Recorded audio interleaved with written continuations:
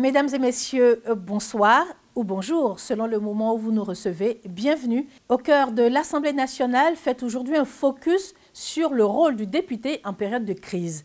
Et là, aujourd'hui, il s'agit d'une crise sanitaire avec la Covid-19. Comment cette pandémie est-elle gérée au sein de l'Assemblée nationale? Que font les députés? Les réponses tout à l'heure. Le temps pour nous, comme d'habitude, d'ouvrir cette lucarne sur le travail du personnel de l'Assemblée nationale. Aujourd'hui, les projecteurs sont braqués sur le cabinet du président de l'Assemblée nationale, un cabinet pluridisciplinaire conduit par M. Touré Vamé. Allez, on part à sa rencontre.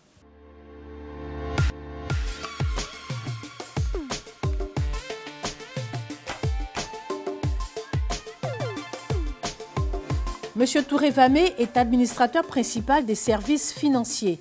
Il est diplômé de l'ENA. Il cumule aujourd'hui plus de 30 ans d'activité au service de la Côte d'Ivoire. M. Touré Vamé, outre sa maîtrise du management des hommes et du traitement des dossiers politiques, dossiers administratifs, M. Touré est un fidèle des fidèles car il est depuis plus de 20 années aux côtés de M. Amadou Soumaoro, président de l'Assemblée nationale. Au-delà de ses missions parlementaires, les activités du président de l'Assemblée nationale comportent des volets diplomatiques, politiques, économiques et sociaux. Le cabinet, en tant que structure d'appui et de conseil au président, est chargé de définir et mettre en œuvre des activités stratégiques dans ces domaines que je viens de citer. Le cabinet du président de l'Assemblée nationale comporte différentes compétences. Outre le directeur de cabinet adjoint, le chef de cabinet, vous avez également des conseillers spéciaux, des conseillers techniques, des chargés de mission et un certain nombre d'assistants. À cet effet, le cabinet assiste le président de l'Assemblée nationale dans l'organisation des audiences, des visites d'amitié et de travail qu'il effectue à l'étranger et des missions qu'il reçoit. Grâce aux différentes compétences qu'il a en son sein, le cabinet intervient à travers des analyses et des recommandations. Cela est d'autant plus important que le président de l'Assemblée nationale est très souvent amené à se prononcer sur la situation politique, économique et sociale de la nation. L'administration de l'Assemblée nationale repose sur deux entités, notamment le cabinet et le secrétariat général, avec lequel nous entretenons des rapports de travail et donc des rapports de complémentarité. Ce qui nous permet collégialement de préparer les audiences, les interventions et les missions du président de l'Assemblée nationale, tant à l'intérieur du pays qu'à l'extérieur. Dans leurs différentes activités, les députés sont régulièrement amenés à rencontrer le président de l'Assemblée nationale. Le cabinet est donc chargé d'organiser les audiences des députés avec le président. Par ailleurs, les députés étant très souvent amenés à prendre part aux travaux des organisations interparlementaires dont l'Assemblée nationale est membre, le cabinet, en étroite collaboration avec le secrétariat général, assiste les députés dans la préparation de leurs différents dossiers ainsi que des missions. Dans le cadre de ces relations avec l'extérieur, l'Assemblée nationale de Côte d'Ivoire collabore étroitement avec les autres institutions de la République et avec les organisations interparlementaires à travers le monde, notamment l'APF, l'Assemblée parlementaire de la francophonie. Et comme vous le savez, cette institution est présidée actuellement par le président de l'Assemblée nationale, son Excellence M. Amadou Soumaoro. Je suis en compagnie de Dr Kwaku Jean-Marie. Il est député de la Nation, élu dans la circonscription de Koufao, commune et sous-préfecture. Il est secrétaire de la commission permanente chargée des affaires générales et institutionnelles. Il est également médecin. Bonsoir, monsieur le député. Bonsoir, madame. Merci d'être à nos côtés aujourd'hui. Je vous en prie. Nous n'avons pas de masque, mais la distance, elle est bien respectée. Vous confirmez? Je confirme, madame. Alors, nous pouvons faire notre émission en toute sérénité. On y va. Monsieur le député, nous venons de voir le cabinet du président en activité. Comment appréciez-vous ce lien qui lie le cabinet et les députés? Merci, madame. Je voudrais dire que c'est un lien qui est étroit, il est même fusionnel. Le cabinet du président est évidemment au service du président de l'Assemblée nationale, mais il est également pour les députés. Et je peux l'affirmer, les députés donc, éprouvent un large sentiment de satisfaction au regard donc, des diligences adressées par le cabinet. Merci pour le cabinet. Aujourd'hui, nous parlons de l'action de l'Assemblée nationale et des députés face à la Covid-19. Et je vous convie à suivre ce qu'on appelle un brin d'histoire, un rappel historique qui montre que les députés ont toujours été en première ligne. Et c'est signé Natimea. L'Assemblée nationale est la représentation du peuple face à des situations qui touchent les populations et la politique générale du pays ou encore l'économie. Les parlementaires s'impliquent au nom de leur mandat par plusieurs actions sur le terrain. Novembre 1852, face à l'épidémie de choléra au Québec, l'Assemblée législative de la province du Canada fait un don de 180 000 livres au gouvernement. Puis, ajourne ses travaux jusqu'en février 1853. Mars 1919, suite à la pandémie de la grippe espagnole, la Chambre législative de la province du Canada adopte une nouvelle loi sur l'hygiène publique, le Bill 26, présenté par le secrétaire provincial Jérémy Louis Descaries. Janvier 2006, l'Assemblée nationale française organise une mission d'information parlementaire sur les mesures préventives de la grippe aviaire présentée par Le Guen. Janvier 2015, l'Assemblée nationale française met en place une commission d'enquête relative aux moyens mis en œuvre par l'État pour lutter contre le terrorisme. Et en 2019, elle envoie au Mali une mission d'observation de ses moyens techniques et humains. Toujours en 2019, l'Assemblée parlementaire de la francophonie, l'APF, fait une déclaration condamnant fermement les attentats terroristes perpétrés à Inates, au Niger. À l'instar de ses pairs du monde, l'Assemblée nationale de Côte d'Ivoire a joué sa partition face à des crises, notamment sanitaires et sécuritaires. Et en 2014, face à la maladie de la fièvre aviaris Ebola, l'Assemblée nationale de Côte d'Ivoire crée un comité de veille. Ce comité de veille est sanitaire et social pour accompagner le gouvernement dans son action de sensibilisation.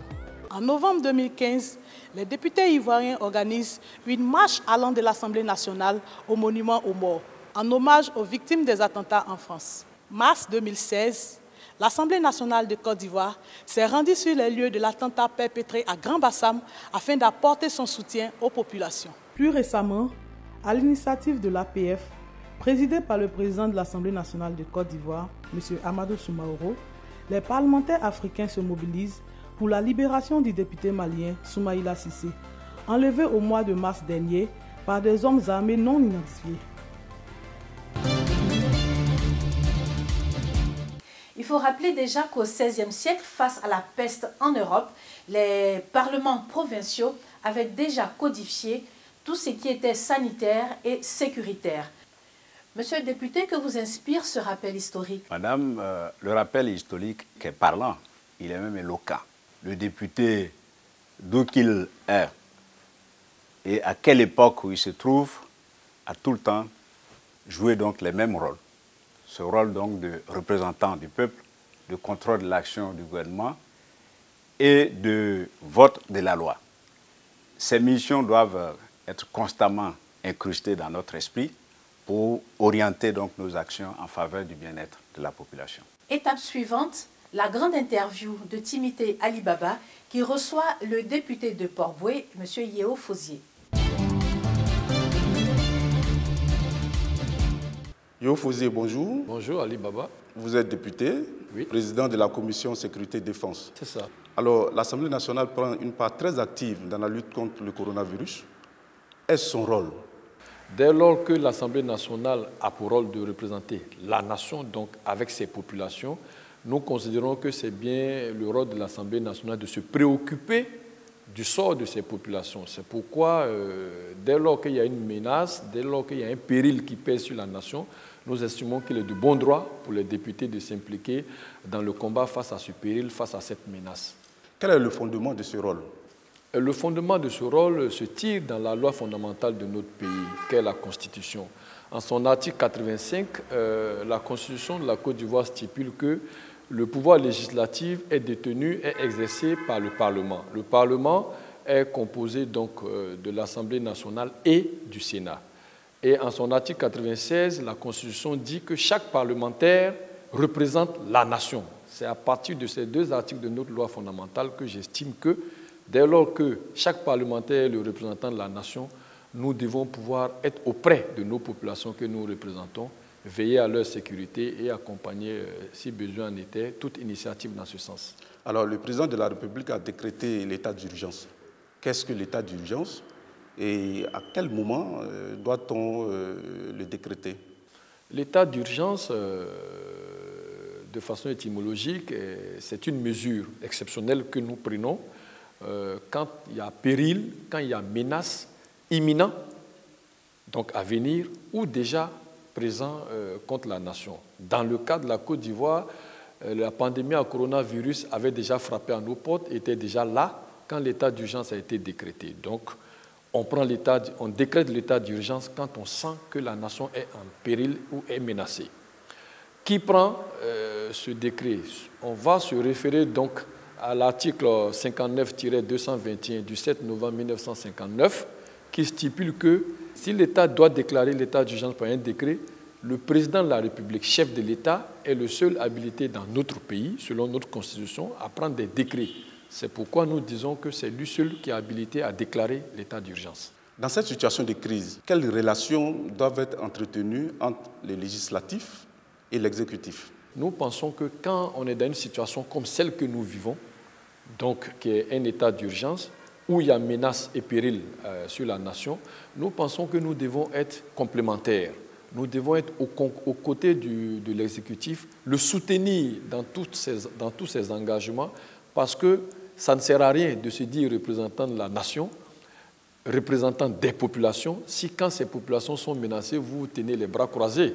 C'est pourquoi l'Assemblée nationale, toute affaire cessante, s'est inscrite dans le respect, la sensibilisation et le respect donc, de toutes les mesures barrières décrétées par le pouvoir exécutif incarné par le gouvernement, parce que nous estimons que quand la nation est en péril, tout le monde doit se serrer les coudes pour que la population se sente soutenue et aspire à la sécurité auquel elle a droit. Alors vous l'avez dit tout à l'heure, vous allez travailler aux côtés du gouvernement, mais à quelles conditions et sur quels points principaux l'Assemblée nationale sera-t-elle prête à accompagner le gouvernement dans l'après-Covid-19? Je peux vous donner des éléments précis. Le gouvernement a besoin de parler avec la population.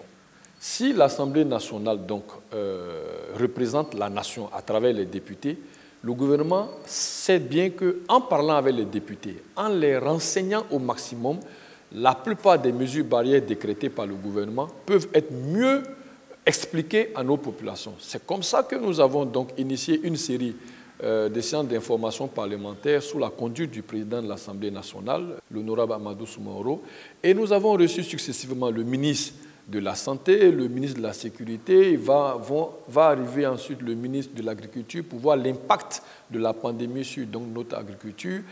Tout cela pour que les députés, bien sensibilisés, à leur tour, aillent sensibiliser les populations qu'ils représentent au niveau de l'Assemblée nationale.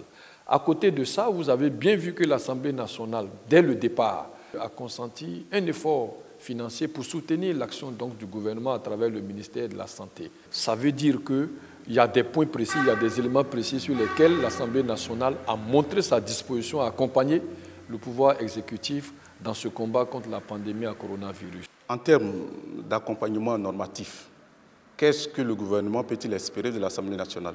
Je voudrais signaler que le gouvernement, dans son envie de prévenir ce type de situation, a déposé auprès de l'Assemblée nationale des textes de loi relatifs au combat contre la pandémie à coronavirus. Déjà, avec la votation de ces lois, nous allons nous prémunir contre ce type de menaces et de périls sur la nation. Donc je pense que ce sont des textes, c'est un cadre de loi normatif qui va permettre donc au gouvernement d'avoir les leviers pour réagir plus efficacement si demain ou dans les temps à venir, la Côte d'Ivoire est encore confrontée à ce type de menaces. c'était la grande interview de Timité Alibaba qui recevait le député de Port-Bouët, M. Yeo Fosier. Monsieur le député, votre collègue, entre autres, a développé tout à l'heure sur le plateau la question de l'état d'urgence. Qu'est-ce que cela implique lorsque l'état d'urgence est décrété? Je voudrais rappeler donc ce que c'est que l'état d'urgence. C'est un outil juridique qui est utilisé par les gouvernants lorsqu'il y a péril donc, dans un pays. Et l'état d'urgence, comme je l'ai dit, est un outil que l'État et ses démembrements utilisent pour réglementer de façon exceptionnelle les libertés. Dans le cas donc des espèces, l'état d'urgence supplombe toutes les dispositions antérieures régissant les libertés. Dès l'annonce de la présence du virus en Côte d'Ivoire, l'Assemblée nationale a aussitôt pris des mesures et Georges Aboya nous rappelle les mesures les plus importantes. Le gouvernement ivoirien annonce le mercredi 11 mars 2020 un premier cas de coronavirus en Côte d'Ivoire. La crise sanitaire est déclenchée. L'Assemblée nationale ajourne le faste qui accompagne la cérémonie solennelle qui marque l'ouverture de la session ordinaire de l'année 2020. Aussi, le travail parlementaire s'effectue-t-il dans le strict respect des décisions prises par le Conseil national de sécurité. Dans un premier temps, avril 2020, seules 50 personnes étaient autorisées aux activités parlementaires en présentiel. Chiffre qui est passé à la hausse suite aux dernières décisions du Conseil national de sécurité. Désormais, 145 personnes reparties entre les groupes parlementaires, le personnel administratif et la presse participent en présentiel aux activités parlementaires. Le quota des députés par groupe parlementaire a été fixé proportionnellement à leur représentativité. D'autre part, et ce pour répondre à l'appel solennel du président de la République, à l'union sacrée pour se joindre à l'effort de solidarité nationale dans la lutte contre la pandémie de la Covid-19, les députés procèdent à une remise d'un chèque d'un montant de 30 millions de francs CFA, représentant 5% de leur indemnité du mois de mars au ministre de la Santé et de l'Hygiène publique. Les députés, pour marquer encore une fois leur rôle de représentant des populations, ont invité à tour de rôle le ministre de la Santé et de l'Hygiène publique, le ministre de la Sécurité et de la Protection civile et la ministre de la Solidarité, de la Cohésion sociale et de la lutte contre la pauvreté à des séances d'information parlementaire. Chacun des ministres dans son domaine a développé la politique gouvernementale face à cette situation de crise sanitaire. Quel est votre avis personnel sur ces actions posées par l'Assemblée nationale? C'est une action qui est judicieuse. Elle est opportune. D'ailleurs, ça a été donc une action consensuelle, transcendant donc les clivages des différents groupes parlementaires. Et l'Assemblée, donc, en tant que représentant du peuple, a donné le ton. L'Assemblée nationale s'est comportée donc en catalyseur, parce que lors de l'adresse du président de la République à la nation, il a souhaité donc une mobilisation. En tant que représentant du peuple, en offrant donc une contribution au ministère de la Santé, donc donne un élan. Et aujourd'hui, force est de constater qu'il y a une mobilisation nationale autour donc, de cette pandémie. Alors l'Assemblée nationale, en tant qu'institution, a posé des actes forts. Les députés également étaient sur le terrain. Le témoignage en images.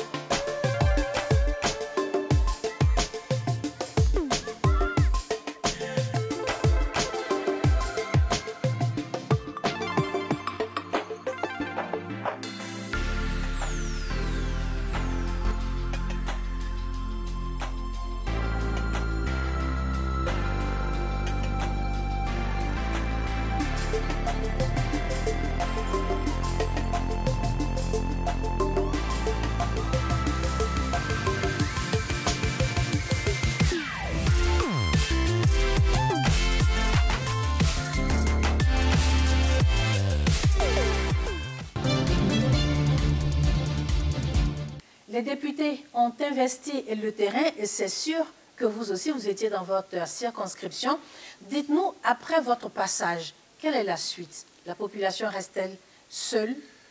Effectivement, madame, nous étions sur le terrain, à l'instar donc des autres collègues députés, et les relais que nous avons sur place poursuivent donc les actions posées dès donc notre passage, et nous restons constamment en contact avec ces relais pour que, le cas échéant, nous puissions apporter donc des ajustements, puisque cette action doit être continue.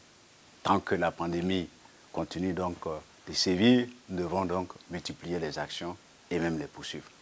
Alors quand vous allez comme ça sur le terrain à la rencontre des populations, comment vous vous adressez aux populations? En français, en langue locale? En français, en langue locale, en fonction donc des populations que nous avons en face. Et de façon préférentielle, c'est plutôt en langue puisque nous sommes en zone rurale. Alors vous pouvez nous donner un exemple type de ce que vous dites quand vous allez à la rencontre des populations, en langue bien sûr. Baba ni momo awnyar bobe kanjro ba corona mango hajro marwa kyan samoka ici awnyare awnyara soni maka batrakan maka ti fufu e fa kango ha wachiwo kusa osekungo donc ici are robe hanen amediso. J'ai pas compris grand-chose, mais je suppose que c'est de la sensibilisation que vous avez faite. Cet examen. Avez-vous un budget lorsque vous partez comme ça à la rencontre des populations sur le terrain? Non, c'est des fonds propres, madame. Don de soi? Don de soi. Le député est représentant du peuple. Face au péril, il n'y a pas de calcul à faire. Nous comptons sur nous-mêmes et nous devons agir en conséquence. À présent, le regard et les questions des internautes. Nati Meya a jeté un coup d'œil sur la toile. Elle a déniché quelques affirmations, quelques interrogations. À vous, monsieur le député, d'infirmer ou de confirmer. Nous allons pour la première question. Peut-on prévenir et même soigner le coronavirus avec l'ail, le gingembre, les feuilles de Nîmes, la matelatone, le koutoukou ou un bain de soleil? Monsieur le député. Madame, je voudrais qu'on puisse retenir simplement que les centres de santé existent, les centres de dépistage existent pour ceux qui présentent des symptômes comme la fièvre, les maux de tête, la toux, le rhume. Ils peuvent donc et ils doivent même s'adresser donc à ces centres pour une meilleure prise en charge. Pour ce qui est de certaines affirmations, je voudrais m'arrêter sur le gingembre, qui est un produit local. D'ailleurs, Kunfao produit donc le meilleur gingembre et je voudrais vous inviter donc à y faire donc un tour. Avec beaucoup de plaisir. Le gingembre est un anti-infectieux, c'est un fortifiant que nous recommandons pour renforcer donc notre organisme parce que on considère un peu ces genres donc de produits comme de la nutrithérapie. Mais il n'est point question d'utiliser le gingembre ou l'ail pour traiter donc le coronavirus. Nous y allons pour la question 2. Les personnes en surpoids sont-elles plus exposées à la maladie? Oui, effectivement, donc le surpoids est un facteur de risque. C'est un facteur de morbidité, tout comme le diabète, l'hypertension artérielle. Question 3. Les enfants ne meurent pas de coronavirus. Monsieur le député. Oui, ce n'est pas vrai, madame. Tout le monde est exposé et tout le monde est menacé donc par ce virus. Il y a eu des enfants, même un enfant moins donc d'1 an, qui est donc décédé du coronavirus. Portez votre casquette de médecin oui, afin de nous donner des conseils face à cette Covid-19. Avant même de donner des conseils, permettez, madame, que je puisse adresser mes encouragements au personnel médical pour son dévouement, son engagement. Pour ce qui est donc des conseils, le respect donc des mesures doivent se poursuivre. Observer donc la distanciation sociale, 1 mètre, tousser au niveau donc du creux du coude, se laver régulièrement les mains à l'eau et au savon, à défaut le gel hydroalcoolique. Il y a également des mesures diététiques à observer. C'est d'observer donc une bonne alimentation, une alimentation équilibrée, renforcée donc par, je dirais, les fruits, parce que l'organisme doit être renforcé pour combattre efficacement donc, le virus. Il y a la pratique du sport qu'on a vu vraiment saillante pendant cette période de confinement. Cette pratique-là doit être continue parce que le sport non seulement permet donc un état de bien-être physique, mais également un état de bien-être mental. Il y a la plateforme collaborative entre la médecine dite moderne et la médecine africaine, qui, elle, a la maîtrise des plantes et qui est d'une utilité importante. Merci, monsieur le député, merci pour votre disponibilité. Je vous en prie, madame. Merci également à vous de nous rester fidèles, mesdames et messieurs. Retenons que chaque député est le représentant de la nation entière. Outre le vote de la loi et du contrôle de l'action gouvernementale, il est à l'écoute de ses concitoyens. Et ensemble, nous avons pu observer l'engagement et le dévouement des députés de Côte d'Ivoire aux côtés des populations. Et je dis chapeau aux députés ivoiriens.